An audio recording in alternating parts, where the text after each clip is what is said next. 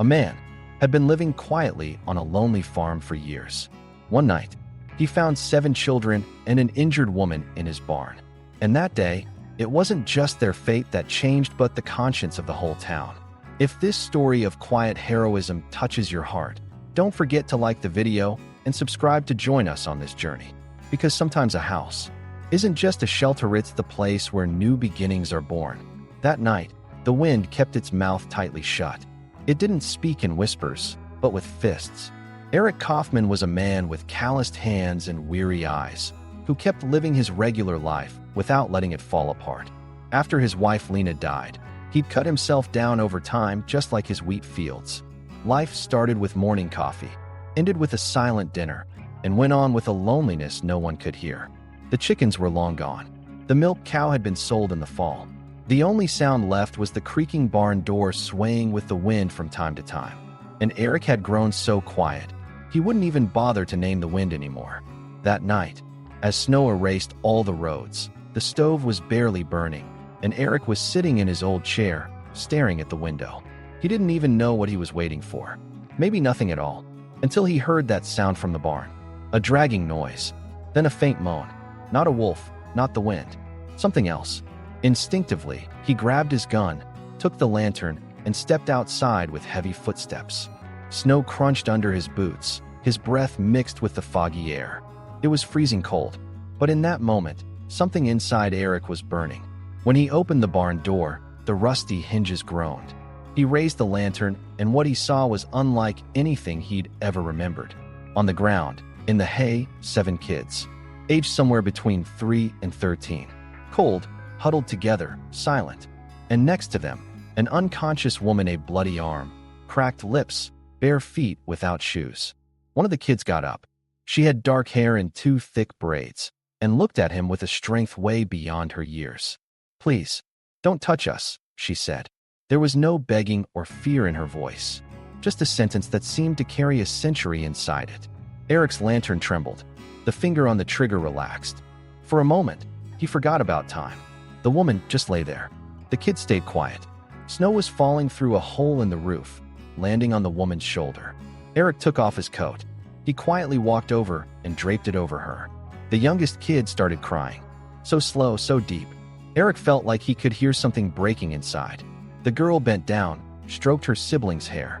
"Shoo, we're here now," she whispered. Eric said, "There's a fire in the house. It's warm. Come on." Nobody moved. So he turned and walked quietly back to the house, as if he was waiting for a decision to be made. Inside, he stoked the fire in the stove, put water in the kettle, took out some bread from the shelf, spread the last spoonful of Lena's apple jam on the plates, laid out a blanket on the floor, and waited. When the door finally opened, the girl was the first one in. Then the others. They didn't carry the woman, they honored her as they brought her in. Eric didn't help. Some struggles just can't be shared. They laid the woman in his own bed. Eric took off his hat, sat by the stove. "What's your name?" he asked quietly. The girl nodded. "Emily. These your siblings?" "Some of them. Some got left behind along the way. But now, they're all ours." After a while, the oldest boy stared straight at Eric. "You're giving us food, but is there a price?" Eric didn't look away. "No." "Are you going to call the police?" "No." The silence grew heavier. Eric had spent years in his loneliness, but that night, as the number of breaths in the room increased, it felt like the walls inside him started to crack.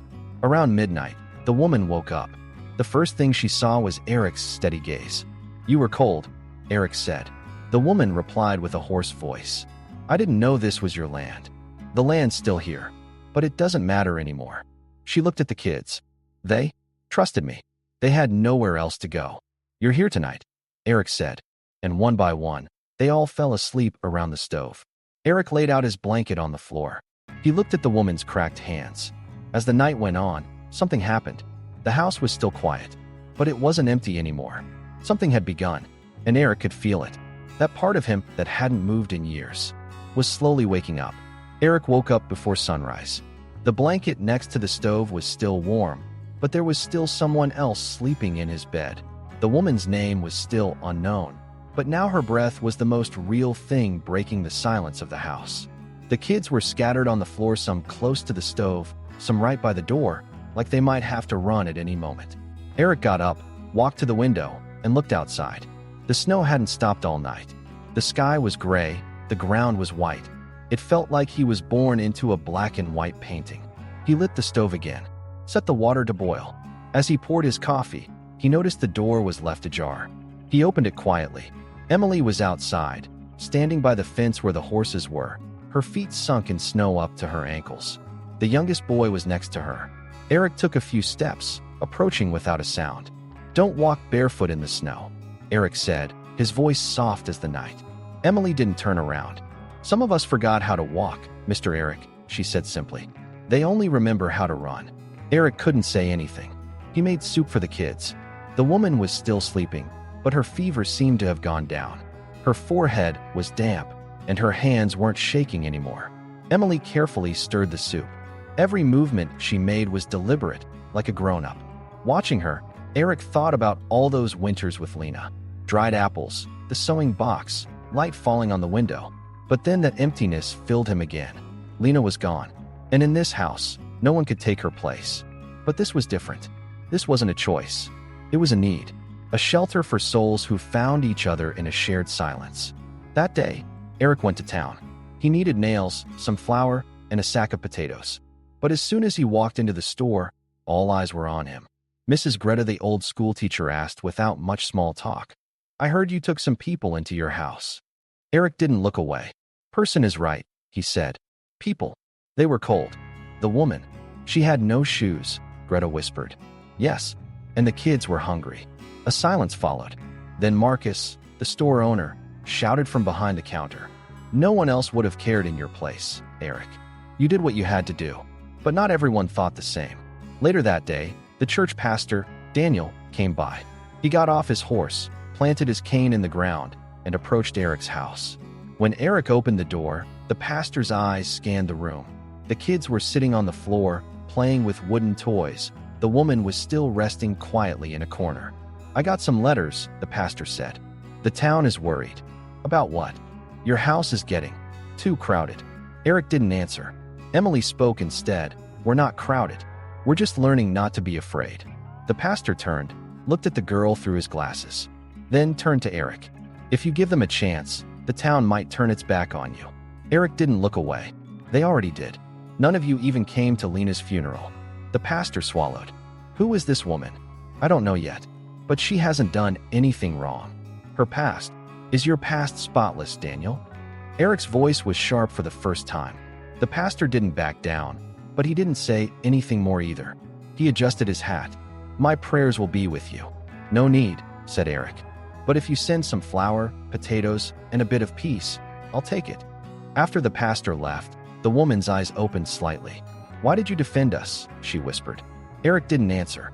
He just bent down, fixed her blanket, and put his hand on her forehead. "Because if no one ever stood up for you, someone's got to start." That night, the kids slept easier. Emily sat by the window, watching the moonlight with Eric. "I know we'll have to leave someday," she said. "But even a day of peace can feel like a lifetime." Eric nodded. "This house used to love silence. But since you all came, even the noises sound like a song." Emily smiled. "My mom's name is Nora," she said. "She'll thank you tomorrow." But the next day, someone came to the door. And this person wasn't from Nora's past. He was something worse. The darkness itself, coming after her. The next morning, Eric woke up before daylight. The snow had stopped, and the air had settled into a temporary calm. The sky was gray, but danger had no color. There was just a heaviness in the air. Nora was still resting. The kids were in the barn, playing with the old wooden horses Eric had carved years ago for his grandson. Emily was by the window again. Her eyes were fixed on a spot outside. When Eric came over, her voice was quiet but clear. "I never saw my mom's ex-husband, but I still hear his voice in my dreams." Eric lowered his head. "Will he come here?" "I don't know," said Emily. "But he always finds a way. He's quiet like a snake, but when he bites, you hear it." That day, Nora stood up for the first time. She staggered into the kitchen. When Eric saw her, he pulled out a chair right away but didn't offer to help. She held the cup with her thin hands. Eric noticed the stitch scars, the burns, and the twisted fingers on her hands. These were not the hands of a refugee, but of a fighter. "My name is Nora," she said. "Eric," he replied. "I don't want you to feel like you owe me anything." "I don't," said Eric. I just am a host. No, I'm just a man. But I chose to be alone. You were left alone without a choice. That makes a difference." One of the kids, the youngest, held on to Nora's skirt. Eric watched the moment out of the corner of his eye. There was a sense of belonging in the child's eyes now. And for the first time, Nora's eyes filled with tears. "These aren't my kids," she said. "But each of them was broken somewhere else and chose to hold on to me. When you're chosen, you learn to belong." Just then, there was a knock at the door. Not a hard knock, but a nervous tapping. When Eric opened the door, it wasn't Pastor Daniel standing there, it was Thomas, the town's old shepherd. Two strangers were with him, men in dirty coats, with droopy mustaches and faces marked not by years, but by intent. "Eric," Thomas said, "we were looking for a cabin for these folks passing through. But when we heard you had guests, figured we'd stop by and say hello." When Eric heard the footsteps, his hand instinctively went to the edge of the door. "What are you saying hello to?" "Loyalty," said Thomas. But his eyes shifted past Eric's shoulder toward Nora inside. Nora stepped out, gathering the children behind her. Her eyes seemed to recognize the past. The mustached man smiled. "Found you," he said slowly. "Nora, what a coincidence, huh?" Eric stepped forward. "Who are you?" "Me? Just a family friend. I'm looking for my woman. She didn't leave on her own. She ran, and she took other people's kids with her."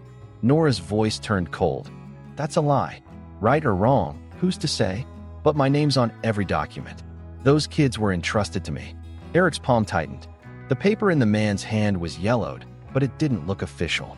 "That's a fake document," Eric said. The man smiled. "Who's gonna know? The town knows me.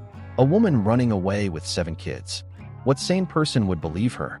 Right then, Nora touched Eric's arm. "Light, but meaningful." "I'm not leaving," she said quietly. The man nodded. "Then I'll take you. I didn't come here with good intentions. If I have to, I'll take you by force." For the first time, Eric reached for his gun, but Nora stopped him. "No, we can't use his methods." Emily stepped in front of the other kids. "We grew up running from men like you, but now we have someone standing behind us." For a moment, the men hesitated. Thomas stepped back. "Don't let this get out of hand, Eric. Keep it quiet." "I was quiet for years," said Eric. "But this house isn't just mine anymore. And defending it isn't just my job." The men didn't make any threats, but their leaving felt like the strange silence before a storm. Felt, but not seen. When the door closed, Eric turned around. Nora had sat down on the floor, knees pulled to her chest. Her eyes were closed. "Are they going to take us?" the youngest child asked. Eric knelt down. "No," he said. "But if you're staying, we're going to learn to fight together." That night, Eric opened an old chest. Inside were Lena's old rifle, a few sealed letters, and a worn quilt. He gave the quilt to the kids, but he hung the rifle by the door. The house was no longer filled with silence, but with resilience. And this was just the beginning. By morning, Eric was no longer just a lonely man. But this new title didn't bring silence, it brought shadows. The kids were still playing. Nora was in the kitchen quietly chopping onions and putting water in the pot. But from within the walls of the house, an invisible hum seeped through, the voice of the town. And now, that voice wasn't a whisper, it was the echo of built-up fear and prejudice. That day, when Eric went into town, the shopkeepers who used to greet him now had stiff faces. While he waited in line at the bakery, 2 women behind him were whispering. He took the woman in. And the kids, too. "It's like an orphanage." "No way. I heard she used to be some guy's wife. But she ran off. Eric's a widower anyway. Maybe they both settled for each other's loneliness. Who knows?" Eric didn't look back at any of them. But a few steps later, he heard Pastor Daniel's voice behind him. "Still planning to ignore me?" Eric turned. "If there's nothing I need to see, why should I look?" The pastor sighed. "That man Nora's ex-husband's brother came to me yesterday too. He brought paperwork. The town council's going to discuss it. You'll get an official summons." "Is this a trial?" "Not yet. But decisions always get made before the court meets, Eric. You know that." When Eric got home, Nora was mending an old shirt. Red thread stood out against the blue fabric, but her hands were steady. "The town's going to call you in," Eric said. "They already did. Years ago. But back then, no one listened. Now they'll judge." Emily was standing in the doorway, watching them. No matter what happens, I want to stay here, she said. Eric turned to her. This is your house now. It's not just a place to stay, it's a place to protect. That night, there was an emergency meeting in the town square.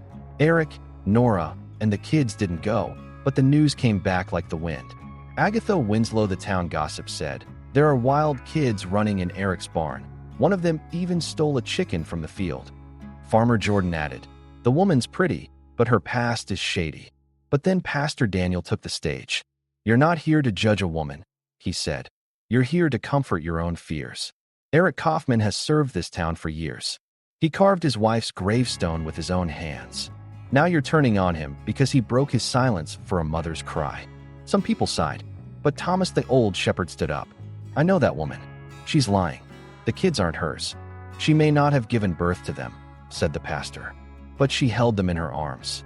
How many of you have shown the courage to do that lately? That night, the dark side of the town grew sharper. After midnight, someone threw a rock at Eric's house. The window didn't break, but the message was clear. The next morning, Eric picked up the broken rock and placed it at the entrance of the barn. He wrote a note on it. "Only cowards throw stones here. The brave come inside." Nora was quiet. But that day, she taught the kids a new game, defense. When you're alone, you run. But when you're together, you stand, she said. If you stand, the world has to stop and listen to you. In the evening, 3 men from the town came on horseback. Thomas was at the front, and with them was a stranger who openly wore his gun at his side. "We're here to take the woman," Thomas said. Eric stepped out onto the porch. Behind him, Emily was holding her little brother's hand in one hand, and Nora's in the other. "You can't do this without the law." Thomas laughed. "This is the town, Eric. We write the law." Eric slowly reached for the rifle by the door, but Nora stopped him. "Don't protect me. Protect the house," she said. "I'm already protecting you," said Eric. That moment, it wasn't a gunfight, it was a fight of words. Nora walked toward the men. "I didn't take the children. They chose me, and you can't threaten that choice." Eric added, "This house doesn't just belong to me anymore. The kids built a home full of laughter here, and you can't erase that laughter." The men didn't reply, but they didn't back down either. Then, the youngest child came out, holding Eric's old binoculars. "Look," he said, "there's no evil in the sky." The men fell silent, and Pastor Daniel appeared once more. "A child holding binoculars, not a gun, is this town's future," he said. "You're not taking anyone. If you're going to leave, do it quietly." That night, after Eric and Nora put the kids to bed, they sat together on the porch. "One day this house could burn down," Nora said. "Let it," Eric replied. "But the people inside won't burn, because we're not ashes anymore. We've put down roots." And for the first time, tears ran down Nora's face. But this time, it wasn't from pain. It was from hope. That morning, shadows settled over Eric's house along with the snow. The sky was white, but the tension in the air was black. Nora had woken up early, sewing wool mittens for the kids in the barn. Eric was on the porch, turning his pipe between his lips without any tobacco, trying to quiet his thoughts. But it wasn't easy, because the looks from last night spoke louder than any silence. When Eric came inside, Emily was boiling water on the stove. "You couldn't sleep, could you?" she said, without turning around. Eric shrugged. "Some houses make loneliness grow at night. This house is one of those." Emily turned her head. "But you're not alone anymore." Right then, there was a knock at the door. This time, it wasn't someone they were expecting. The visitor wasn't familiar. A man in a dust-covered black coat, holding an old suitcase, his face lined with dozens of wrinkles. When Nora came to the door, she froze. "Frederick," she said, her voice rough. Eric understood right away. This was the past, and the past had come walking. Frederick left his suitcase on the porch. "I came back," he said, "because I have to tell what happened. For these kids, for this woman, and for you, Eric." Everyone in the house was silent. The kids had come down the stairs quietly, their eyes fixed on the man. Emily stood in front of her siblings. Eric nodded silently. "Tell us." Frederick sat down on the floor. His face was tired, but his eyes didn't show regret, only the necessity of finally telling the truth. "I'm Nora's husband's older brother. Some of those kids are my blood nephews and nieces. But when they were left with us, my brother treated them like a punishment. Nora protected them. Every time." Nora's eyes filled with tears. "You did nothing. You stayed silent." Because I was scared, Frederick said. But then what happened? Eric sat down slowly. Go on. Frederick looked at Eric. One of the kids got really sick. My brother threw him out into the snow. Nora carried that child on her back, walked for 3 days. She didn't make it to town, but she kept the child alive. The others followed her. And I stayed quiet, because he was my brother. But it's enough now. Eric's voice was steady. The town doesn't know this. They will, Frederick said. And I'm going to tell them. Because it's time to talk about what's real, not just the story everyone thinks they know. Right then, 4 riders appeared outside. These weren't town guards, hard-faced old men. Isaac was at the front. The darkness from Nora's past, in the flesh. Nora, he shouted. Here you are? You ran for years. But this time I'll take you. Eric stood up, blocking the doorway. You brought not just your past, but your lies here too. Isaac laughed. You protect them well. But I came for my brother. Those kids are our blood. Our right. Nora stepped in. Your bloodline is marked by hate, Isaac. These kids are growing up with love. This isn't about rights. This isn't belonging. This is slavery. The man got off his horse, hand drifting toward his gun, as if to show it. Enough. Come with us, or I'll tear this place apart. Then something unexpected happened. 3 people from the town, Pastor Daniel, Agatha Winslow, and a young farmer came out from behind the riders and stood by Eric. Daniel raised his voice. Enough, he said. This house, this land, this family is sacred. Who are you to threaten them? Isaac was furious. They're my brother's children. They're my children now, said Nora, stepping forward. And I won't forgive you. But I won't bow to you either. Isaac angrily reached for his gun. But right then, one of the kids came forward, holding the wooden shield Eric had started carving years ago. You can't crush us, said the child, voice low but clear. Because now we're together. Something changed in Eric's face at that moment. He didn't raise his hands, but his eyes spoke. To fight for the kids, you use courage, not guns, he said. Isaac backed away, his eyes flashing. It's not over, he said, climbing onto his horse. Maybe not for you, Nora replied. But for us, it's just begun. The riders left. Silence returned, but this time it smelled of victory, not threat. Frederick bowed his head. Thank you for speaking up today, he said. Nora walked over to him. Even if it's late, you chose the right time. That night, for the first time, the kids fell asleep laughing. Eric sat on the porch with Nora. Today, Nora said, I wasn't afraid of my past for the first time. Eric nodded. That's because your past doesn't live in this house anymore. Only the future does. When the ceremony ended, there was no applause. But something else settled in the house. Peace. That evening, as Nora sat on the porch, she reached into her pocket. The small scrap of fabric from the torn dress was still there. Eric came to her. You still keeping it? Yes, but I think I need to let it go now. Eric nodded. Let's bury it under Lena's tree, where we made peace with the past. And so they did. Later that night, Nora whispered, Will the world ever forget us one day? Eric took her hands in his. Maybe the world, but not these kids. And their love will last longer than history itself. As their eyes closed, the last words drifted away on the wind. When we first came, it was just to find shelter. But we chose to stay. If this story moved you, don't forget to like the video. Subscribe to stay updated on news stories. And most importantly, what would you have done in their place? Tell us in the comments below.